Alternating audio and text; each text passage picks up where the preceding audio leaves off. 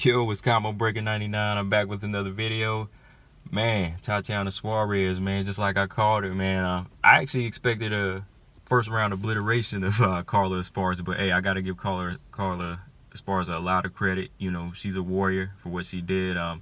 Tatiana Suarez told you, but you just can't stop her determination train right now. That hunger train is too strong, man, and she was able to stop Carla Esparza in 3 rounds. The referee stopped it after a bunch of unanswered blows, man. She was raining that ground and pound down on her just like I thought.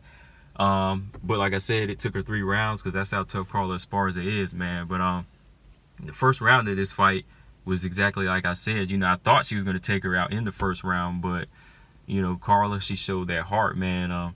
Soon as like I said, as soon as she gets her hands on Carla, you know, she's able to push her to the fence, and she ragdolled her. She took her to the ground, and she just started raining blows down on her, man. And like, those blows were so heavy, you know, you could just hear Tatiana Suarez just exerting that energy too, man. She was just like dropping those blows on her head, and by the end of the round, man, you can see that's how the whole round went too. You know, just a dominant position. You know, Tatiana Suarez is on top the whole time, just raining these blows and, you know, really smothering Carla Esparza just in the whole top position the whole time, trying to either submit her or just knock her out. And by the end of the round, Carla Esparza had that big mouse, if you want to call it a rat, under her eye, man. It almost looked like she could have had a broken cheekbone, just the way she was raining those heavy shots on her. But second round was more of the same. You know, as soon as she gets her hands on Carla, she's able to do the same thing and get her to the ground. And every time, you know, she's just not going for takedowns. You know, Tatiana Suarez,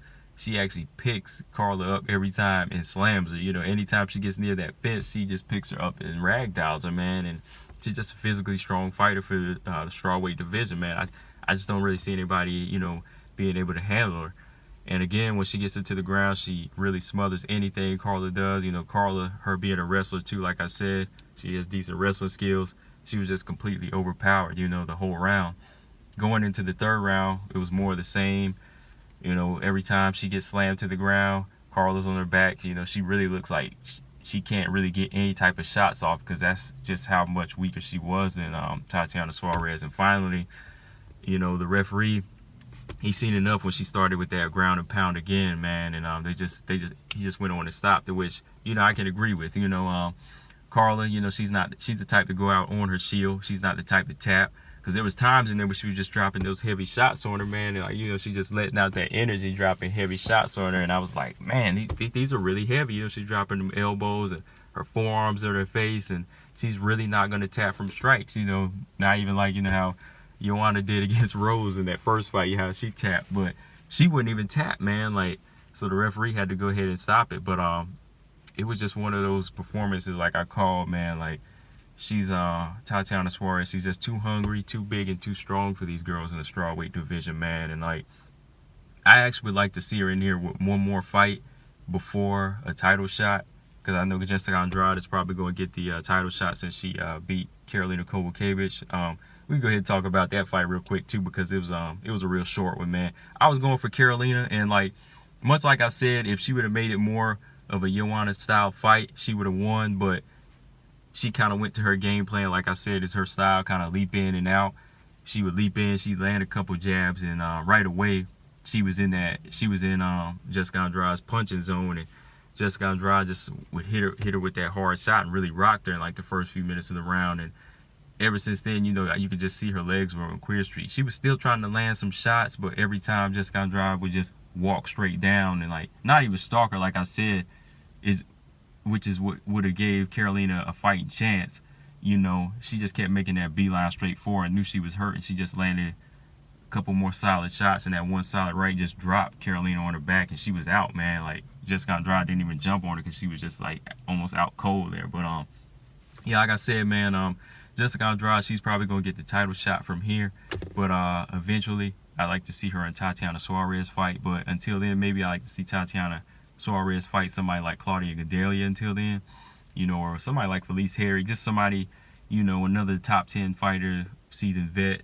You know, I like to see her take somebody else out just to make another big statement. But yeah, her and Claudia until then would be a good fight, man. But back to that Karolina and Jessica Andrade, man, it was just like, wow, man, like once you get in her power zone, her strength zone, you know, it's over. Like, I usually think if she grapples you, you know, it's going to be over. But if she just lands one of them big bombs, it's over. That's why I was hoping Karolina was going to use more angles, you know, land one shot at a time, pot shot her, you know, jab, jab, jab. Because when she did land the jabs a couple times, you know, it got a reaction at Jessica Andrade's face, which is what was crazy, man. Like, and once she landed those jabs, you know, they were landing flush, you know, because Jessica Andrade, that's the one thing, you know, her strength is an A, but her defense is like a C, man. You know, she's going to take shots to get shots. So if you go ahead and give her shots and don't give her any shots, you know, you can win a fight.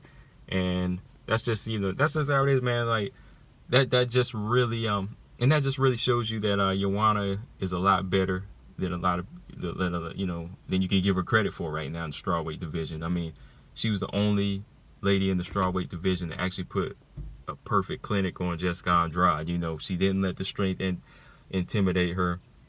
You know, she just stuck to her game plan, and like that was the one thing that Karolina couldn't do in this fight, level up and, you know, make that adjustment to just make this a 3-round fight. You know, she's a dangerous opponent, but at the same time, if you take her dangerous weapons away, you can make it an easy 3-round fight. You know, if you're a smarter fighter, you can do that. But that just builds Joanna's stock more up to me. But yeah, man, overall these were some good fights. They were just all good fights. You know, the one fight that we didn't get, of course, was the Nico versus Valentina. You know, still a little disappointed in that. But oh yeah, the Irene Aldana and Lucy Pudilova fight, I might do a separate video on that one, because, you know, just like I called with that one, that was fight of the night, just like I said. But I just want to talk about these fights real quick, and let me know what you guys think about them overall. Who you want to see Suarez fight next?